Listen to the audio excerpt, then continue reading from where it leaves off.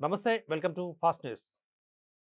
బంగాళాఖాతంలో ఏర్పడిన అల్పపీడనం వాయుగుండంగా మారడంతో తెలుగు రాష్ట్రాలలో వర్షాలు కొనసాగుతున్నాయి. ఆంధ్రప్రదేశ్లో ఉత్తర కోస్తా, దక్షిణ కోస్తా, రాయలసీమ ప్రాంతాలలో రానున్న 3 రోజులు వర్షాలు కురిసే అవకాశం ఉందని వాతావరణ శాఖ తెలియజేస్తోంది.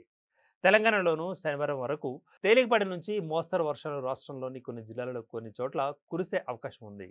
ఇక శుక్రవారం, శనివారం తెలంగాణ రాష్ట్రంలో తేలికపాటి నుండి మోస్తరు వర్షాలు అక్కడక్కడ కురిసే ఛాన్స్ కనిపిస్తోంది. రాగల 2 రోజులలో క్రింది స్థాయి ఉపరితల గాలుల వేగం 30 నుంచి 40 కిలోమీటర్ల వరకు కొన్ని ప్రాంతాలలో కొనసాగే అవకాశం ఉంది.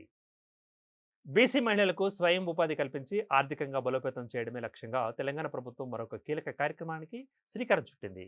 ఇంటింటా ఇందిరమ్మ కుటుంబ మిషన్లు పథకాన్ని బీసీ సంక్షేమ శాఖ మంత్రి పొన్నం ప్రభాకర్ డాక్టర్ బిఆర్ అంబేద్కర్ సచివాలయంలో ప్రారంభించారు.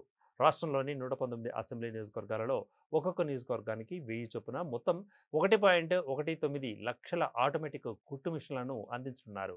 ఒక్కొక్క మిషన్ విలువ 12,000 రూపాయలు కాగా లబ్ధిదారులపై ఎలాంటి ఆర్థిక భారం లేకుండా 100% సబ్సిడీతో పంపిణీ చేయనున్నారు. ఈ పథకానికి అర్హులైన బీసీ మహిళల నుంచి ఆగస్టు 15 నుంచి సెప్టెంబర్ 15 వరకు దరఖాస్తులు స్వీకరించినట్లుగా తెలియజేశారు. ఇక కుట్టు మిషన్ల కోసం భారీ సంఖ్యలో దరఖాస్తులు వచ్చే అవకాశం ఉందని ప్రభుత్వం భావిస్తోంది. అందుకే తొలి దశలో 1.19 లక్షల మంది అర్హులకు అవకాశం కల్పించనున్నారు. భవిష్యత్తులో పథకాన్ని మరింత మంది బీసీ మహిళలకు ప్రయోజనం చేకూర్చేలా చర్యలు తీసుకుంటామని మంత్రి అన్నారు. తెలంగాణలో ప్రజల సొమ్ము దోచుకోవడంలో కాంగ్రెస్, బీఆర్ఎస్ పార్టీలు పోటీ పడుతున్నాయని బీజేపీ ఎంపీ రఘునందన్ రావు ఆరోపించారు. బీఆర్ఎస్ 10 ఏళ్ల అవినీతిని మించి కాంగ్రెస్ దోచుకోవాలని చూస్తోందని విమర్శించారు. ఈ రెండు పార్టీలు ఒకే నాణ్యానికి ఇరువైపులా ఉన్నటువంటివని ఆయన గుర్తు చేశారు. ఈ సందర్భంగా యూనిటీ మాల్ పేరుతో జరిగిన ఒప్పందంపై సమగ్ర విచారణ జరిపించాలని ఎంపీ డిమాండ్ చేశారు. కేంద్రం ఇచ్చిన 202 కోట్లతో యూనిటీ మాల్ నిర్మించాలని నిర్ణయించారని ఎంపీ రఘునందన్ రావు అన్నారు. అందుకు తెలంగాణ ప్రభుత్వం 6 ఎకరాలకు పైగా భూమి ఇచ్చిందన్నారు. అయితే ఈ ఒప్పందంలో అవినీతి జరిగిందన్న బీఆర్ఎస్ వర్కింగ్ ప్రెసిడెంట్ కేటీఆర్ చేసిన ఆరోపణలపై విచారణ జరిపించాలని ఎంపీ రఘునందన్ స్పష్టం చేశారు. మహిళా సంఘాలకు మిల్లింగ్ బాధ్యతలు అప్పగించే సీఎం రేవంత్ రెడ్డి నిర్ణయంపై మంత్రి సీతక్క హర్షం వ్యక్తం చేశారు. మహిళా సంఘాలను ఆర్థికంగా బలోపేతం చేసేలా ఈ నిర్ణయం ఉందని కొనియాడారు. మహిళా సంఘాల సాధికారతకు సీఎం నిర్ణయం మరొక ముందడుగని ప్రశంసించారు.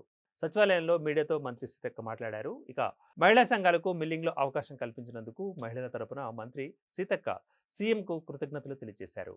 మహిళా సంఘాల ఆధ్వర్యంలో ధాన్యం నిల్వ కేంద్రాల ఏర్పాటుతో మహిళలకు ఉపాధి, ఆదాయ అవకాశాలు పెరుగుతాయని వెల్లడించారు. మిల్లింగ్, ధాన్యం నిల్వ రంగాలలో మహిళా సంఘాలకు కొత్త అవకాశాలు లభిస్తాయని చెప్పుకొచ్చారు. మహిళా సంఘాలను ఆర్థిక శక్తిగా తీర్చిదిద్దడమే తమ ప్రభుత్వ లక్ష్యమని ఉద్ఘాటించారు. సీఎం నిర్ణయంతో గ్రామీణ మహిళలకు ఉపాధి, ఆదాయ అవకాశాలు మరింత పెరుగుతాయని మంత్రి సీతక్క పేర్కొన్నారు. ముస్లిం మైనారిటీ రిజర్వేషన్లు అడ్డుకునేందుకు కొన్ని రాజకీయ పార్టీలు ప్రయత్నిస్తున్నాయని తెలంగాణ సీఎం రేవంత్ రెడ్డి ఆరోపించారు. ముస్లింలకు కాంగ్రెస్ 4% రిజర్వేషన్లు కల్పించిందని, వీటిని అడ్డుకునేందుకు ప్రయత్నిస్తున్నారని మండిపడ్డారు. రిజర్వేషన్ల రద్దు కోసం అత్యున్నత న్యాయస్థానాల వరకు వెళ్లారని ముఖ్యమంత్రి విమర్శించారు. అయినా చిత్తశుద్ధితో కాంగ్రెస్ అమలు చేస్తుందని అన్నారు. హైదరాబాద్లో నిర్వహించిన మైనారిటీల ప్రతిభా సదస్సుకు సీఎం రేవంత్ ముఖ్య అతిథిగా హాజరై ప్రసంగించారు. ఈ సందర్భంగా పలు రంగాలలో ప్రతిభ కనబరిచిన పలువురు మైనారిటీలకు అవార్డులను ప్రదానం చేశారు. ఇదే సందర్భంగా ఆయన మాట్లాడుతూ మైనారిటీ రిజర్వేషన్లకు ప్రధాని నరేంద్ర మోదీ, కేంద్ర హోంమంత్రి అమిత్ షా వ్యతిరేకమని అన్నారు. కాంగ్రెస్ పార్టీ సోనియా గాంధీ నేతృత్వంలోనే మైనారిటీలకు సంక్షేమం అందుతోందని చెప్పారు. కాంగ్రెస్ అంటేనే సెక్యులర్ పార్టీ అని, హిందూ ముస్లింలను రెండు కళ్ళలా చూస్తోందని పేర్కొన్నారు. ఓటర్ల జాబితా ప్రత్యేక సవరణ పేరుతో సైబర్ నేరగాళ్లు మోసాలకు పాల్పడుతున్నారని, ప్రజలు అప్రమత్తంగా ఉండాలని తెలంగాణ రాష్ట్ర ముఖ్య ఎన్నికల అధికారి సి సుదర్శన్ రెడ్డి హెచ్చరించారు. నగదుతో పాటు సున్నితమైన బ్యాంకింగ్ వివరాలను దొంగిలించేందుకు కొందరు మోసపూరిత ఫోన్ కాల్స్, సందేశాలు పంపిస్తున్నారని తమ దృష్టికి వచ్చిందని ఆయన అన్నారు. ఓటర్ జాబితా సవరణ ప్రక్రియ పూర్తిగా ఉచితమని, దీనికి ఎటువంటి రుసుము చెల్లించవలసిన అవసరం లేదంటూ స్పష్టం చేశారు. దేశంలోని ఇతర రాష్ట్రాల్లోనూ ఇటువంటి మోసాలు జరుగుతున్నట్లుగా తమకు నివేదికలు అందుతున్నాయని అన్నారు. ముఖ్యంగా వృద్ధులు ఈ విషయంలో అప్రమత్తంగా ఉండాలని సూచించారు. ఏవైనా సందేహాలుంటే అధికారిక ఈసీఐ ప్లాట్ఫారంలను సంప్రదించాలని, లేదా నేరుగా తమ బూత్ స్థాయి అధికారులను కలవాలని అధికారులకు సూచించారు.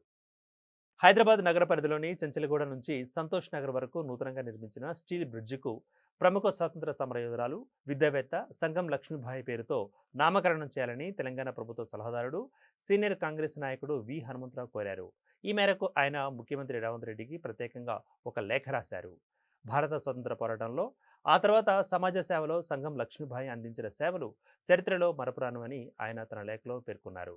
తెలంగాణ నేలకు చెందిన వీరనారిగా నిజాం నిరంకుశత్వానికి రజాకార్ల అరాచకాలకు వ్యతిరేకంగా ఉద్యమించడమే కాకుండా ఉప్పు సత్యాగ్రహంలో పాల్గొని జైలు శిక్ష కూడా ఆమె అనుభవించారని పేర్కొన్నారు.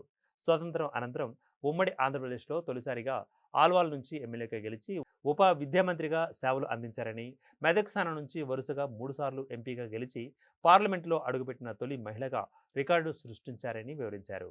సైదాబాద్లో ఇందిరా సేవ సదన్ నెలకొల్పి వేలాది మంది పేద బాలికలకు ఆశ్రయం, విద్యను అందించిన మహోన్నత వ్యక్తి ఆమె అని అన్నారు.